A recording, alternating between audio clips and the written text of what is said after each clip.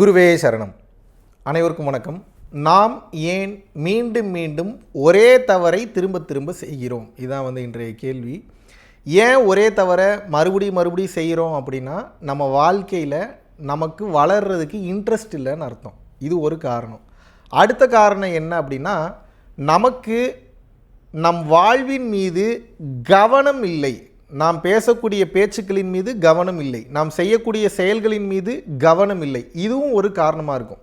மீண்டும் ஏன் ஒரே தவறை திருப்பி செய்கிறோம் அப்படின்னா, நம்ம வாழ்க்கையில் நம்ம முன்னேறதுக்கு நமக்கு இன்ட்ரெஸ்டே இல்லைன்னு அர்த்தம். இதெல்லாம் நான் நினைக்கலையேங்க அப்படின்னு நீங்கள் பதில் சொன்னாலும், நீங்கள் ஒரே தப்பை திருப்பி செய்கிறீங்கன்னா அதற்குண்டான மறைமுகமான காரணங்கள் இதுதான். ஏன் ஒரு தப்பை திருப்பி செய்கிறோம் அப்படின்னா, நமது உடம்பு, நமது மனநிலை, நமது மசில் மெமரி எல்லாத்துலேயுமே அந்த மிஸ்டேக்கை செய்கிறதுக்கு தகுந்தாறு போல் அந்த டேட்டா, அந்த பதிவுகள் என்பது பதிந்து விட்டது. இப்போது சராசரி மனிதன் இந்த பதிவுகளை தாண்டி கவனம் வைத்து அவேர்னஸோட இதிலிருந்து நான் வெளியில் வரணும்னு கூடிய அந்த மனநிலை ரொம்ப ரொம்ப ரொம்ப ரொம்ப கம்மி. அப்போ இந்த மனநிலையோடு இருக்கிறவங்க மீண்டும் அதே தவறுகளைத்தான் செய்வார்கள். நான் முன்னாடியே பல வீடியோஸில் சொல்லியிருக்கேன், தவறு செய்கிறவன் தான் மனுஷன், தவறு செய்கிறது தப்பு இல்லை. ஆனால் ஒரே தவறை திரும்ப செய்வது தவறு. ஏனென்றால் பலவிதமான புது தவறுகளிலிருந்து புதுவிதமான பாடங்களை கற்றுக்கொள்ளலாம். வாழ்க்கையில் மிக உயர்ந்த கட்டத்திற்கு செல்லலாம், உயரலாம். ஆனால் ஒரே தவறை நீங்கள் மீண்டும் செய்கின்றீர்கள் என்றால் உங்களால் நிச்சயமாக அடுத்த கட்டம் செல்லவும் முடியாது. உங்களை சுற்றி இருக்கிறவங்ககிட்ட நீங்கள் உங்கள் ரெஸ்பெக்டையும் இழந்துடுறீங்க. ஏன் அப்படின்னா, புது தவறுகள் செய்யும்போது புது அனுபவங்கள் கிடைக்கும். ஆனால் ஒரே தவறை செய்யும்போது சுற்றி இருக்கிறவங்களே உனக்கு அறிவில்லையான்னு கண்டிப்பாக கேட்பாங்க. காரணம் என்ன? பட்ட இடத்திலேயே படும், கெட்ட குடியே கெடும் அப்படின்ற மாதிரி ஒரே தப்பை திருப்பி செய்கிறது. இதுக்கு மெயினான ஒரு காரணம், இதை எப்படி மாற்றிக்கலான்றது அப்புறம் நான் சொல்கிறேன். மெயினாக இதுக்கு உண்மையான ஒரு அடிப்படையான காரணம் என்ன அப்படின்னா, அந்த தவறு, அதனால் நடக்கக்கூடிய விளைவு, இந்த விளைவினுடைய ஆத்மார்த்தமான ஆழமான அந்த வலியும் வேதனையும் அந்த ரிசல்ட்டும் நீங்கள் ரியலைஸ் பண்ணல, உணரலைன்னு அர்த்தம். இப்போது ஒரு சின்ன தப்பாக இருக்கலாம். அந்த சின்ன தப்பு பார்த்திங்கன்னா, அந்த தப்புனால ஒரு பெரிய பாதிப்பு நடக்காமல் இருந்திருக்கலாம். ஒரு எக்ஸாம்பிளுக்கு பார்த்திங்கன்னா, இப்போ நீங்கள் வண்டியில் வேகமாக போகிறீங்க, 150 160க்கு மேலே போகிறீங்கன்னு வச்சுப்போம். எங்கேயாவது அடிபடாமல் எஸ்கேப் ஆகிற வரைக்கும், விழுகாமல் இருக்கிற வரைக்கும் பிரச்சனை இல்லை. எஸ்கேப் ஆகிடுறீங்கன்னா, புண்ணியத்தினாலேயோ இல்லை நல்ல நேரத்தினாலே ஏதோ ஒரு காரணத்தினால விழுகாமல் இருக்கிறீங்கன்னா, இப்போ நீங்கள் மீண்டும் அதே தப்பை செய்கிறீங்க. காரணம் என்ன? ஒரு முறை கீழே விழுந்து அடி வாங்கி அந்த வலி வேதனை சிராய்ப்பு ஏற்பட்டு ரத்தம் வராத வரைக்கும் உங்களுக்கு புரியாது. ஹாஸ்பிட்டலில் போய் அட்மிட் ஆகி ஆப்ரேஷன் பண்ணுற வரைக்கும் புரியாது இது இவ்வளோ பெரிய வலி வேதனையை ஏற்படுத்துமா. அப்போ என்னன்னா, ஒரு தப்புனால நமக்கு ஏற்படக்கூடிய அந்த அனுபவம் பெரிய லெவலில் வலி வேதனைகளை கொடுக்காத வரைக்கும் அதனுடைய சீரியஸ்னஸ் நமக்கு புரிவது இல்லை.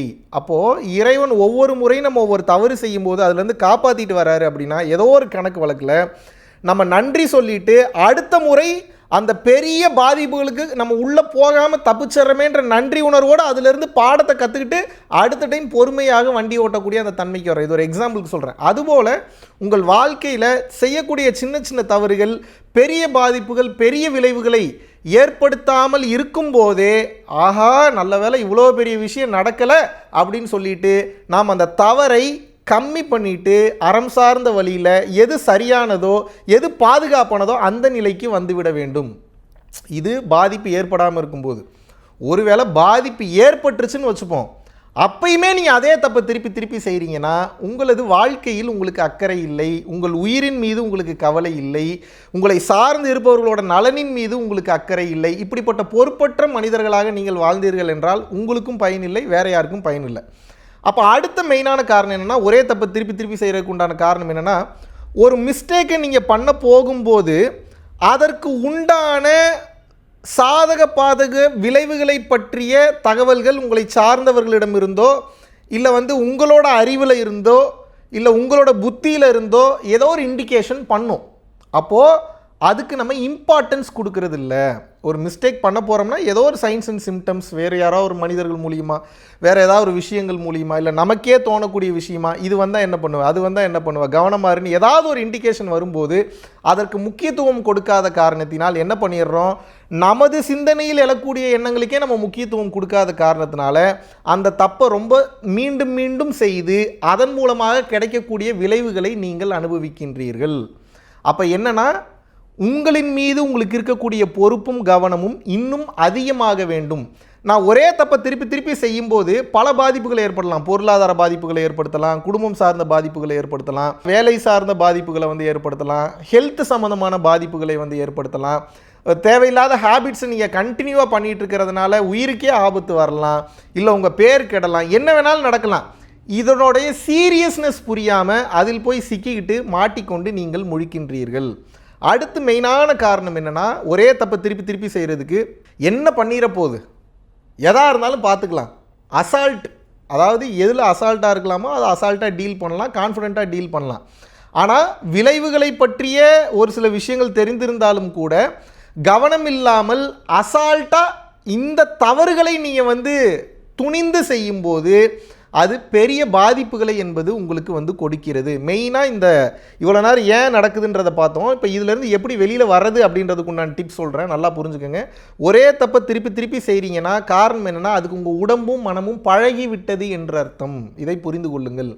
அப்போ இந்த பழக்க வழக்கத்திலேருந்து நீங்கள் வெளியே வரணும்னா, அதாவது ஒரு வேலை, இப்போது நீங்கள் உங்கள் வீட்டில் இருந்து இப்போ ஒரு முக்கியமான ஒரு கம்பெனிக்கு ரெகுலராக போகிறீங்க அப்படின்னா, நீங்கள் வேறு ஏதாவது திங்க் பண்ணிகிட்டு இருக்கீங்கன்னா கூட கார் ஓட்டிகிட்டு போயிட்டு இருக்கும்போது எங்கே லெஃப்ட் திரும்பணும் எங்கே ரைட் திரும்பணுன்றது உங்கள் கான்ஷியஸ்னஸாக இல்லாமல் கூட லெஃப்ட் ரைட் ஆட்டோமேட்டிக்காக திரும்புறீங்க. எப்படி திரும்புறீங்க, உங்கள் சப்கான்ஷியஸில் ஸ்டோர் ஆன அந்த memory, subconscious memory, muscle memory, எங்கே லெஃப்ட் எடுக்கணும் எங்கே ரைட் எடுக்கணும், இது தானாகவே உங்கள் உடம்புல பதிஞ்சிருது. அதுபோல் ஒரே தப்பை திருப்பி திருப்பி நீங்கள் செஞ்சிட்ருக்கீங்கன்னா அந்த பதிவு என்பது உங்களுக்குள் ஆழமாக பதிந்திருக்கிறது.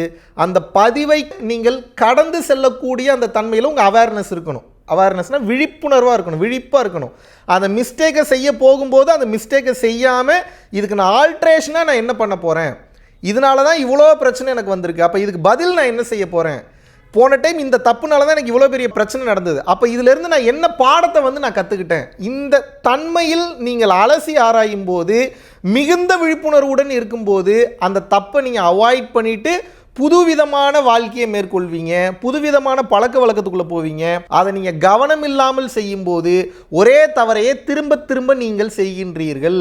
ஏன்னா அது பழக்கமாக மாறிவிட்டது. அப்போது இந்த தப்புலேருந்து வெளியில் வர்றதுக்கு உண்டான ஒரே ரீசன், ஒரே ஒரு பதில் என்னென்னா, மிகுந்த கவனம், மிகுந்த விழிப்புணர்வு. மசில் மெமரியில் ஆட்டோமேட்டிக்காக நீங்கள் போய் அந்த வேலையை செய்யும்போது உங்கள் புத்தி அதை விட அவேர்னஸாக இதை பண்ணாத, இதனால தான் உனக்கு இந்த பிரச்சனை வந்தது அப்படின்றத அதை சொல்லணும். அதை அப்படி சொல்லணும்னா நீங்கள் என்ன தப்பு பண்ணீங்கன்றதை உட்காந்து நீங்கள் யோசித்து உங்கள் பிரெயின் மெமரியில் ஏற்றணும். அடுத்த டைம் இதை பண்ணாத, இதை பண்ணனா இவ்வளோ பெரிய பிரச்சனை வருது, இந்த பிரச்சனையினால் இப்பேற்பட்ட பாதிப்புகள் வருது, இதனால் நீங்கள் அந்த பாதிப்பை அனுபவிக்கலைன்னா கூட வேற ஒருத்தர் இப்படி பாதிப்பை அனுபவிச்சோன்னா இது இவ்வளோ பெரிய லாஸை கொடுக்கும், இதில் நீ உள்ளே போயிட்டனா வெளியில் வர்றது ரொம்ப கஷ்டம்னு சொல்லி நடப்பதற்கு முன்கூட்டியே அந்த மெமரிக்கு, அந்த பிரெயினுக்கு அந்த மெமரி போட்டு புரிய வச்சிட்டிங்கன்னா அடுத்த டைம் அந்த மிஸ்டேக் பண்ணும்போது அது உங்களுக்கு காமிச்சு கொடுத்துறத பண்ணாதுன்னு சொல்லி. அப்போ என்னென்னா ஹை அவேர்னஸ், அந்த ஹை லெவல் ஆஃப் அவேர்னஸ் இருக்கும்போது அந்த தவறை நீங்கள் செய்ய மாட்டீர்கள். இல்லை என்றால் ஒரே தவறை திரும்ப திரும்ப செய்து அதனால் ஏகப்பட்ட பிரச்சனைகளுக்குள் நீங்கள் சிக்கிக்கொள்வீர்கள். மீண்டும் மீண்டும் சொல்கிறேன், புது புது தவறுகள் செய்யலாம், தப்பு இல்லை. அது உங்களுடைய லெசன், உங்களோட லேர்னிங், வாழ்க்கையை அடுத்தடுத்த கட்டம் கொண்டு போகும்.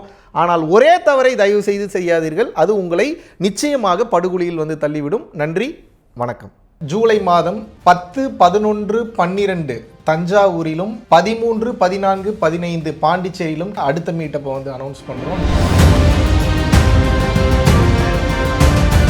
அதைத் தொடர்ந்து ஆகஸ்ட் மாதம் 23ஆம் தேதியிலிருந்து 29ஆம் தேதி வரைக்கும் 7 நாட்கள் பார்த்தீங்கன்னா பூட்டானில் ஒரு அற்புதமான ஒரு ஸ்பிரிச்சுவல் யாத்திரையை மேற்கொள்ள இருக்கிறோம். டெக்னாலஜிக்கு முக்கியத்துவம் கொடுக்காம மக்களினுடைய வாழ்க்கைக்கும் பிறவியில்லா பெருவாழ்விற்கும் முக்கியத்துவம் கொடுத்து போகக்கூடிய மிகவும் வளமான அற்புதமான சக்தி மிக்க ஒரு நாடு. இந்திய குடிமகன்களுக்கு பாஸ்போர்ட் என்பது அவசியம் கிடையாது, ஓட்டர் ஐடி இருந்தால் மட்டும் போதும். கீழே உள்ள கான்டாக்ட் நம்பர் கான்டாக்ட் பண்ணியும் www.paramporulfoundation.in அப்படின்ற வெப்சைட்டில் போயும் உங்களது பெயரை முன்பதிவு செய்து கொள்ள கொள்ளலாம். பரம்பொருள் அறக்கட்டளை நடத்துகின்ற தினசரி அன்னதானம் மற்றும் இதர நற்காரியங்களுக்கு நீங்கள் உங்களது பங்களிப்பை தாராளமாக செலுத்தலாம். இதனால் என்னென்ன பலன்கள் கிடைக்கும் என்றால், தரித்திர தோஷம் விலகுகின்றது, அன்னக்குறைவு தோஷம், பித்ரு தோஷம், கர்ம தோஷம், பாவதோஷம் மற்றும் கிரகங்களினால் ஏற்படக்கூடிய தோஷங்களின் தீவிரமும் குறைகின்றது. மனக்குழப்பம் மற்றும் எதிர்மறை எண்ணங்கள் விலகுகின்றது. குடும்ப கலகங்கள், தொழில் தடைகள், பணத்தடை, கல்வித்தடை, திருமணத்தடை, சந்தானத்தடை, நோய் தொடர்பான கர்மபாரம் முற்றிலும் தீருகின்றது. ஆகையினால் இந்த பரம்பொருள் அறக்கட்டளை நடத்துகின்ற எல்லா விதமான நற்காரியங்களிலும் உங்களது பங்களிப்பை செலுத்துவதற்கு கீழே கொடுக்கப்பட்டுள்ள வங்கி கணக்கிற்கு தாராளமாக நீங்கள் பணம் அனுப்பலாம். நன்றி, வணக்கம்.